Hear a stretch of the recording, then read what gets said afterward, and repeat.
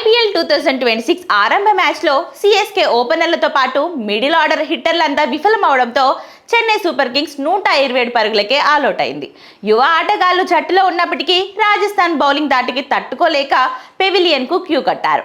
గువాహటి వేదికగా జరిగిన ఈ మ్యాచ్లో టాస్ గెలిచిన రాజస్థాన్ రాయల్స్ జట్టు కెప్టెన్ రియాన్ పరాగ్ బౌలింగ్ ఎంచుకున్నాడు. తొలుత బ్యాటింగ్కి వచ్చిన చెన్నై సూపర్ కింగ్స్ ఆరంభం నుంచే తడబడింది. ఓపెనర్లు సంజు శాంసన్, రుతురాజ్ గైక్వాడ్ సరైన ఆరంభం ఇవ్వకపోవడంతో మిగతా బ్యాటర్లు కూడా అదే ఆట తీరు కొనసాగించారు. రాజస్థాన్ రాయల్స్ పేసర్ల దాటికి చెన్నై సూపర్ కింగ్స్ బ్యాటర్లు క్రీజ్లో నిలవలేకపోయారు. దాంతోపాటు సిఎస్కే నుంచి రాజస్థాన్లోకి వచ్చిన రవీంద్ర జడేజా ఒకే ఓవర్లో 2 వికెట్లు తీసి చెన్నై పతనాన్ని శాసించాడు. పవర్ ప్లేలో 41 పరుగులు చేసిన చెన్నై సూపర్ కింగ్స్ 4 వికెట్లు కోల్పోయింది. సంజు శాంసన్ 2వ ఓవర్లో అవుట్ అవ్వగా రుతురాజ్ గైక్వాడ్ 3వ ఓవర్లో, ఆయుష్ మాత్రే 4వ ఓవర్లో ఒకరి తర్వాత మరొకరు పెవిలియన్కు క్యూ కట్టారు. సంజు శాంసన్ 7 బంతుల్లో 6 పరుగులు చేయగా రుతురాజ్ గైక్వాడ్ 11 బంతుల్లో 6, అలాగే ఆయుష్ మాత్రే డకౌట్ అయ్యాడు. మాథ్యూ షాట్ కూడా 7 బంతుల్లో 2 పరుగులకే పెవిలియన్ బాట పెట్టాడు.